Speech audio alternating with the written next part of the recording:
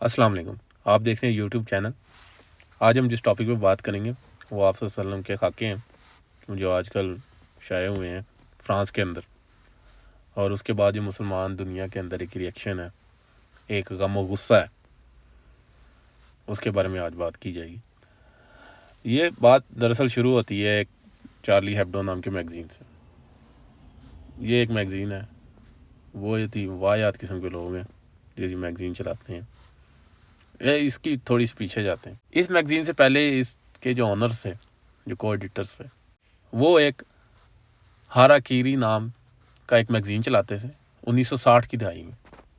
ہوتا کچھ اس طرح کہ 1970 کے اندر فرینچ پریزیڈنٹ کی ڈیتھ ہوئی تھی، ان کا نام تھا چارلز ڈی گول۔ فرینچ پریزیڈنٹ کی ڈیتھ سے پہلے 8 دن پہلے ایک نائٹ کلب کے اندر آگ لگتی ہے جس میں لگ بھگ 146 کے قریب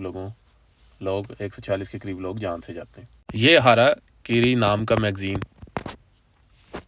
نیوز چھاپتا ہے، tragic ball at Colombey one dead. Colombey وہ ولیج تھا جہاں پہ ان کی ڈیتھ ہوتی ہے، ان کے فرینچ پریزیڈنٹ کی، چارلز ڈی گول کی۔ تو اس کا مذاق اڑاتا ہے کہ آگ تو اس کلب میں لگی تھی لیکن قتل ایک شخص کو۔ فرانس کو بہت غصہ چڑھتا ہے، فرانس کی عوام کو بہت غصہ آتا ہے کہ جی ہمارے پریزیڈنٹ کی موت کا کس طریقے سے مذاق اڑایا گیا۔ کافی احتجاج ہوتے ہیں شہر میں۔ اس وقت کی سیکولر فرینچ گورنمنٹ کو یہ بات بہت ناگوار گزری۔ انہوں نے کہا ہے یہ کیسے ہو گیا، ہمارے پریزیڈنٹ کے لیے ایسے بولے، کوئی میگزین ہمارے پریزیڈنٹ کی ڈیتھ کے اوپر ایسے بولے، یہ تو بہت دکھ کی بات ہے۔ تو کیا کیا انہوں نے اس میگزین کو بند کر دیا۔ اس منتھلی میگزین کو انہوں نے کہا اس کو بین کرو، اور وہ میگزین بین ہو گیا۔ تب فرانس کو ذرا بھی خیال نہیں آیا کہ ہمیں اپنے ملک میں فریڈم آف سپیچ لانی چاہیے۔ ہم کیا کرنے جا رہے ہیں، ہمارے ملک میں فریڈم آف سپیچ کو خطرہ ہوگا اس طرح کے سٹیپ سے۔ لیکن نہیں، انہوں نے ایسے نہیں کیا، کیونکہ فرانسیسی صدر ان کو عزیز تھے، ان کی عزت ان کے نزدیک بہت اعلیٰ تھی، لہذا انہوں نے یہ سٹیپ اٹھایا۔ آج جب پروفٹ صلی اللہ علیہ وسلم کے یہ خاکے شائع کرتے ہیں یا کارٹون بناتے ہیں یا میگزین میں لگاتے ہیں، تب فرانسیسی گورنمنٹ کیا کہتی ہے؟ وہ کہتے ہیں جی کہ فریڈم آف سپیچ ہے۔ میرا ان سے سوال یہ ہے کہ یہ فریڈم آف سپیچ تب ان کو کیوں نہ یاد آئی 1970 کے اندر، تب اس میگزین کو بند کیا؟ تب فریڈم آف سپیچ نہیں تھی؟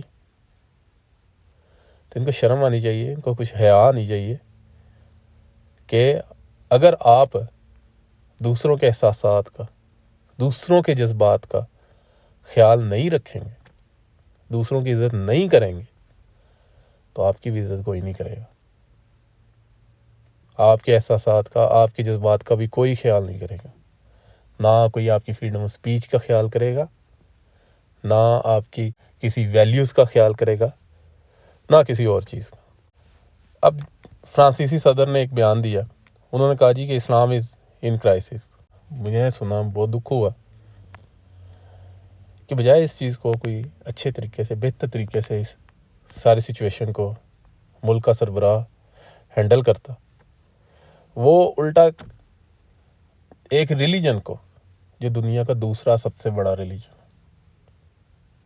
ایک ریلیجن کو ڈائریکٹ ٹارگٹ کر رہا۔ تو پھر میں نے یہ سوچا کہ اس ولاگ میں میں ذرا ان کو دکھاتا ہوں، فرانس کو، کہ آپ کی تاریخ کیا ہے، اور آپ کو ذرا پتہ چلے کہ آپ کرائسس میں ہیں یا اسلام کرائسس میں ہے۔ آپ کو پتہ چلے کہ آپ کی وجہ سے دنیا کن کرائسس سے گزری ہے، اور آپ کی وجہ سے جو آپ حالات پیدا کر رہے ہیں، اس کی وجہ سے دنیا دوبارہ کسی کرائسس میں نہ چلی جائے۔ زیادہ پیچھے نہیں جاتے، تھوڑا سا پیچھے چلتے ہیں۔ 1793 فرانس میں انقلاب کا دور تھا۔ اس انقلاب کو کیا نام دیا گیا ہسٹری میں؟ آپ دیکھیں، آپ کو پتہ چلے گا، آپ سرچ کریں، آپ کو پتہ چلے گا۔ اس انقلاب کو خونی انقلاب کے نام سے یاد کیا جاتا ہے۔ جو قتل عام ہوا پیرس کی سڑکوں پہ، فرانس کی سڑکوں پہ بے گناہ لوگوں کا جو قتل عام ہوا، اس کی ایک تاریخ ہے۔ اس دور کے اندر انہوں نے ایک لوگوں کو ایگزیکیوٹ کرنے کا، جوڈیشل ایگزیکیوشن کے لیے ایک مشین بنائی۔ اس مشین کا نام ہے گلنٹین۔ یہ آپ پکچرز چل رہی ہوں گی، آپ دیکھ سکتے ہیں اسکرین پہ بھی، آپ خود بھی سرچ کر سکتے ہیں۔ اس کے اوپر ایک بڑا بلیڈ ہوتا تھا، اس کے درمیان میں جو بھی سزا یافتہ شخص ہوتا تھا اس کے سر کو رکھا جاتا، اور اوپر سے وہ ہیوی بلیڈ آ کے گرتا اور اس شخص کا سر تن سے جدا کر دیتا۔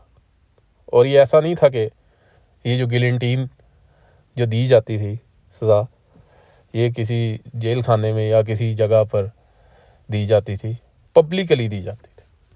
انہوں نے اپنے آخری بادشاہ کنگ لوئس، اس کی بیوی میری اینیوٹین، ان دونوں کو تمام کے لوگوں کے سامنے اسی طرح گلنٹین کیا۔ پھر ایک اور طریقہ انہوں نے ایجاد کیا لوگوں کو سزائے موت دینے کا۔ وہ کیا طریقہ تھا؟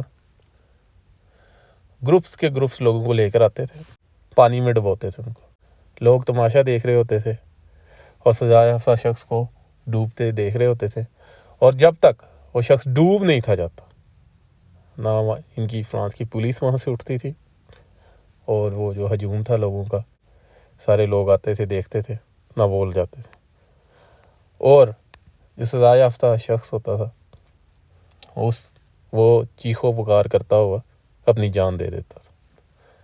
اور یوں نہیں تھا کہ کسی ایک شخص، گروپس کے گروپس، 20 لوگوں کا، 25 لوگوں کا، 100 لوگوں کا، 70 لوگوں کا گروپ پانی کے اندر پھینک دیتے تھے۔ تو یہ تو ان کی 1793 سے لے کر 1810 کے تک ان لوگوں کے اندر جو ان کا انقلاب فرانس تھا، اس میں جو ظلم ہوئے وہ یہ تھے۔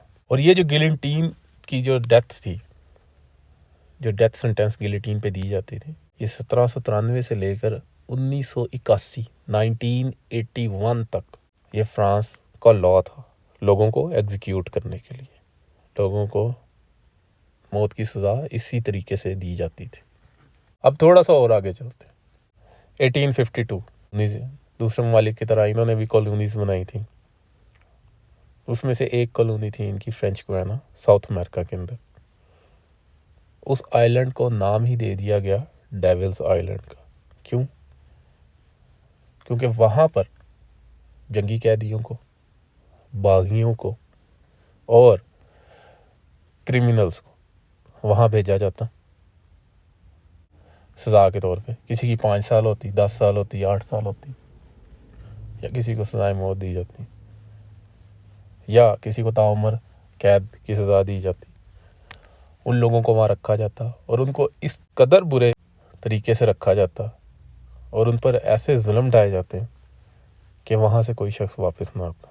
اس پر ایک مشہور ہالی ووڈ کی مووی ہے پیپیلون، 2017 میں ریلیز ہوئی تھی، آپ وہ دیکھ سکتے ہیں، کس طریقے سے ان قیدیوں کو رکھا جاتا اور ان کنسنٹریشن کیمپس کے اندر کتنے ظلم کیے جاتے۔ 1852 سے 1939 تک اس آئلینڈ میں لوگوں کو قید رکھا جاتا اور ان کو وہیں پہ مارا جاتا۔ 80 سے 90 ہزار کے قریب قیدی اس عرصے کے اندر اس آئلینڈ میں گئے، جس میں سے صرف 10,000 کے قریب زندہ واپس، باقی سب کو وہیں پہ ہی قتل کر دیا گیا، یا وہ یہ ظلم اور یہ سختیاں جھیل کر خود ہی اپنی جان سے گئے۔ اب تھوڑا اور آگے آ جائیں۔ ورلڈ وار 1 کسی مسلمان نے تو نہیں شروع کی تھی، ٹھیک ہے؟ ابھی تک اس کو ورلڈ وار 1 کو گریٹ وار کہا جاتا ہے۔ کیوں؟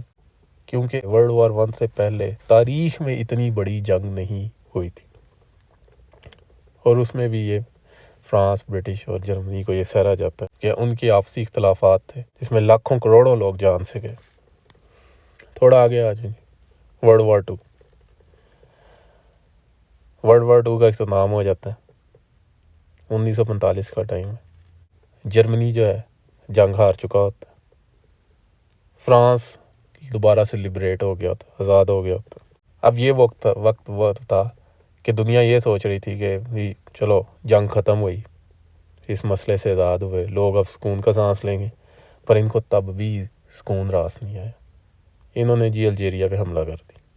8 مئی سے 26 جون 1945 کے دوران انہوں نے الجیرینز کا بے تحاشا قتل عام کیا.